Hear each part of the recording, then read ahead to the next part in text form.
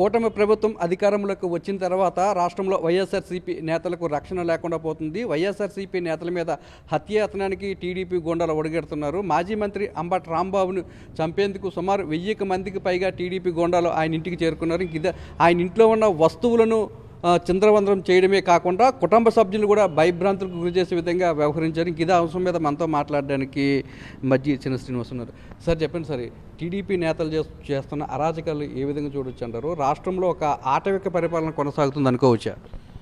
మొట్టమొదటిగా ఈరోజు మాజీ మంత్రివర్యులు అంబటి రాంబాబు గారి మీద దాడిని, వారి ఇంటి మీదకి వెళ్ళిన దాడిని వైఎస్ఆర్సీపీ పార్టీ పూర్తిగా ఖండిస్తూ ఉంది. దాడిని అసలు ఈ కూటమి ప్రభుత్వం ఏర్పడిన తర్వాత ఈరోజు పెద్ద ఎత్తున ఈ రాష్ట్రంలో ప్రతి వైఎస్ఆర్ పార్టీ కార్యకర్త ప్రజలు స్వచ్ఛందంగా ఏదైతే తిరుపతి లడ్డూ వ్యవహారంలో, కల్తీ నెయ్యి వ్యవహారంలో ప్రభుత్వం మీద ఇవాళ ఏదైతే దుష్ప్రచారం చేసింది ప్రభుత్వం, వైఎస్ఆర్సీపీ పార్టీ మీద, ప్రభుత్వం మీద చేసిందో దాన్ని సిబిఐ క్లీన్ చిట్ ఇచ్చిన తర్వాత ఈరోజు పెద్ద ఎత్తున ఇవాళ కలియుగ వెంకటేశ్వర స్వామిని దర్శించుకొని కలియుగ వెంకటేశ్వర స్వామి ద్వారా పెద్ద ఎత్తున ఈ రాష్ట్రంలో చేసిన దాన్ని ఏదో రకంగా డైవర్షన్ చేయాలని ఒక ఆలోచనతో ఈ రకమైన కార్యక్రమాలు చేయడం, ఇవాళ దాడులు, ముఖ్యంగా మాజీ మంత్రులకే, వైఎస్ఆర్సీపీలో ప్రజాప్రతినిధులకే దాడులు ఇవాళ రక్షణ లేని పరిస్థితి ఈ రాష్ట్రంలో ప్రజాస్వామ్యంలో ఉంది. ముఖ్యంగా మేము చూస్తూ ఉన్నాం, పోలీస్ వ్యవస్థ ఇంత నీరుగారిపోవడం, ఇంత వ్యవస్థ దిగజారిపోవడం ఎప్పుడూ ఎన్నడూ జరగలేదు. ప్రజాస్వామ్యంలో ఎప్పుడూ కూడా వ్యవస్థలు పనిచేయాలా. ఏదైతే ఈరోజు వారి మీద జరిగిన దాడిని, ఇది ఇవాళతో కాదు, ఈ ప్రభుత్వం ఏర్పడిన దగ్గర నుంచి వైఎస్ఆర్ పార్టీ సోషల్ మీడియా కార్యకర్తల మీద అవనివ్వండి, వైఎస్ఆర్ పార్టీ నాయకుల మీద అవనివ్వండి, నిన్న చూస్తే మా బీసీ నాయకురాలు విడుదల రజనీ గారు నిన్న వెళ్ళి కార్యక్రమం చేస్తే వారి మీద దాడి అవనివ్వండి. అసలు ఎందుచేత అసలు ప్రజా పరిపాలన చేయవలసిన ప్రభుత్వంలో ఉన్నవాళ్ళు కానీ, ప్రజా పరిపాలన చేయాల్సిన ఆలోచనతో ఉన్నవాళ్ళు ఎందుకు మీరు ఆక్రోశంతో, అంటే మీరు ఈ ప్రభుత్వంలో మీరు పూర్తిగా విఫలం చెందారు. మీరు ఈ ప్రభుత్వంలో మీకు ఇచ్చిన హామీలు అమలుపరచలేకపోయారు. సంక్షేమం లేదు, అభివృద్ధి లేదు. మీరు చెప్తున్న ఏవైతే పెట్టుబడులు అంటున్నారో, మీరు చెప్తున్న ఫ్యాక్టరీలు వస్తాయి, లేదా మీరు వస్తున్న సాఫ్ట్వేర్ కంపెనీలు వస్తాయండి, ఇవన్నీ బూటకం అనే విషయాన్ని మీకు తెలుసు, ప్రజలు కూడా గ్రహించారు. ఇవాళ ఈ రాష్ట్రంలోని ఏ వర్గం కూడా సంతృప్తిగా లేదు. కారణం ఏంటంటే మీరు ఏవి ఇచ్చిన హామీలు ఒక్కడు కూడా అమలుపరచలేకపోయారు. మీ పూర్తిగా మేమంటే మేము చాలా సీనియర్ మంత్రులు, ముఖ్యమంత్రులు అని చెప్తారు, మేము ఈ దేశంలోనే నా అంత సీనియర్ పొలిటీషియన్ లేరని చెప్తారు. బట్ మీరు ప్రజా పరిపాలనలోకి వచ్చేసరికి పూర్తిగా అస్తవ్యస్తం అయిపోయింది. ఇవాళ విశాఖపట్నం తీసుకొస్తే ఇవాళ చూస్తూ ఉంటే నిన్నటి 3 రోజుల నుంచి విశాఖపట్నంలో ముఖ్యంగా ఉత్తరాంధ్ర ప్రాంతంలో ప్రతి ఒక్కరూ కూడా గొగ్గోలు పెడుతున్న పరిస్థితి. ఇవాళ భూ కబ్జాలకి ప్రారంభించారు, భూ కబ్జాలు చేస్తున్నారు. గీతం భూముల్లో సుమారు 55 ఎకరాలు నిన్న వచ్చి మేము అందరూ చూశారు. నిన్న జీవీఎంసీలో తలుపులు వేసుకొని మొత్తం వైఎస్ఆర్ పార్టీ కార్పొరేటర్లందరి మీద దాడులు చేసి బయటికి పంపించేసి మేము ఆమోదించామనే పరిస్థితి. అంటే అడ్డగోలు అనే వ్యవహారాలు, అంటే పూర్తిగా మళ్ళీ మరి రాబోయే అధికారం వస్తుందా రాదా అన్న ఒక ఆలోచనలోకి వెళ్ళిపోయి ఈరోజు మీరు చేస్తున్న కార్యక్రమాలంతా దోచుకునే కార్యక్రమం చేస్తూ ఉన్నారు. ఇవాళ వీటితో పాటు వైఎస్ఆర్ పార్టీ కార్యకర్తల మీద భయభ్రాంతులు చేసే విధంగా ఇలా దాడులు చేయడం అనేది ఇది మంచిది కాదు, ఇది ప్రజాస్వామ్యంకి ఇది మంచిది కాదు. దీన్ని పూర్తిగా ఖండిస్తూ ఉన్నాం.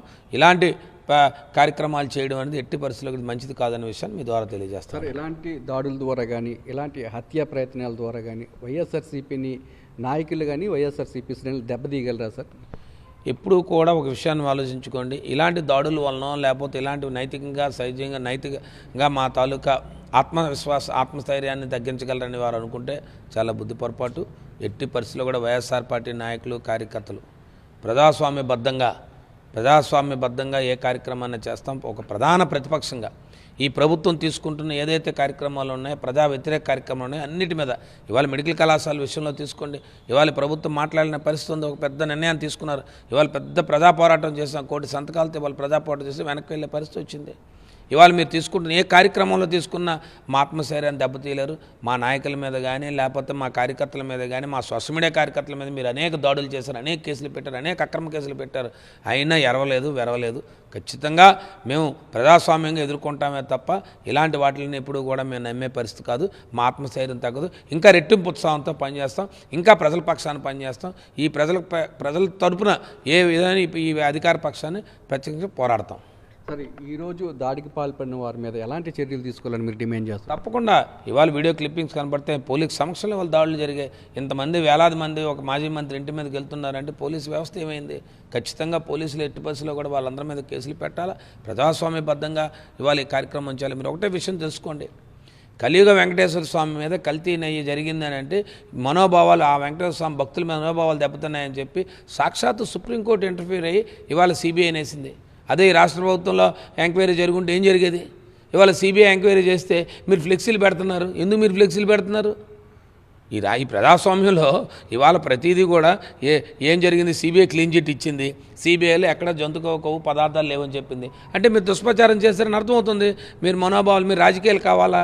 కేవలం వైఎస్ఆర్ పార్టీ జగన్మోహన్ రెడ్డి గారి మీద ఎరాగోలాగా అతన్ని అప్రతిష్ట పాలు చేయాలన్న ఆలోచనతో మీరు చేస్తూ ఉన్నారు. అది కాదని చెప్పి ఆ వెంకటేశ్వర స్వామి స్వయంగా ఆ సుప్రీంకోర్టు వారి ద్వారానే ఆ కార్యక్రమం జరిగింది. ఇవాళ అంటే ఏం జరుగుతుంది? మీరు చేస్తున్న ఏదైతే వైఎస్ఆర్ పార్టీని బలహీనపరచాలనో లేదా జగన్మోహన్ రెడ్డి గారిని బలహీనపరచాలనో మీరు చేస్తున్న ప్రతి కార్యక్రమం కూడా మీరు విఫలం చెందుతున్నారు. ఆ విఫలం చెందే కార్యక్రమంలో భాగంగానే ఇలాంటి దాడులు గట్రా ప్రోత్సహిస్తున్నారు. ఇది పూర్తిగా దీన్ని ఖండిస్తూ ఉన్నాం. ఖచ్చితంగా ఎవరైతే ఈరోజు వారి మీద దాడికి పాల్పడ్డారో వారందరి మీద కేసులు కట్టి ఖచ్చితంగా వారిని శిక్షించాల్సిన బాధ్యత ఈ ప్రభుత్వానికి ఉందని చెప్పి మిమ్మల్ని కోరుతా ఉన్నాం. అంబటి రాంబాబు కావచ్చు, లేదంటే మిగతా వైఎస్ఆర్సీపీ నేతలు కావచ్చు, వాళ్ళ ఇళ్ల మీద కానీ దాడులు జరుగుతున్నప్పటికీ కూడా పోలీసులు ప్రేక్షక పాత్ర వహించడాన్ని ఎలా భావించాలంటారు? దాన్ని ఖచ్చితంగా ప్రభుత్వమే ప్రోత్సహిస్తున్న దాడులు అని చెప్పాల్సిన అవసరం ఇది ఖచ్చితంగా ప్రభుత్వం దాడి. ఇదేమి ఇవాళ జరిగిన దాడిని ప్రభుత్వం దాడి, ప్రభుత్వ పెద్దల మీద దాడి. ఒకవేళ ఏదైనా రాంబాబు గారు ఏదైనా మాట్లాడిన మాటల్లో ఏమైనా ఉంటే ఖచ్చితంగా దాని మీద చట్టాలు ఉన్నాయి, దాని మీద వారితో మాట్లాడచ్చు. అంతేగాని ప్రత్యేకించి వెళ్ళిపోయి ఇళ్ళల మీదకి వెళ్ళిపోతాము, కొట్టేస్తాము, ఇళ్ళల మీదకి వెళ్తాం, దాడులు చేస్తాము, కుటుంబ సభ్యులు చంపుతాము, లేకపోతే మిమ్మల్ని హత్య చేస్తాము. ఇది కాదు కదా ప్రజాస్వామ్యంలో విధానం. ప్రజాస్వామ్యంలో ప్రతి కార్యక్రమానికి ఒక విధానం ఉంది. ఆ విధానంలో పోవాలి తప్ప ఇది కాదు. దీన్ని ఎట్టి పరిస్థితుల్లో కూడా ఈ దేశంలో ఉన్న, ఈ రాష్ట్రంలో ఉన్న ఎవరు పౌరులు కానీ ప్రజాస్వామ్యాన్ని కోరుకునే వాళ్ళు ఎవరు కూడా దీన్ని ప్రోత్సహించరు, దీన్ని మద్దతు పలకరు.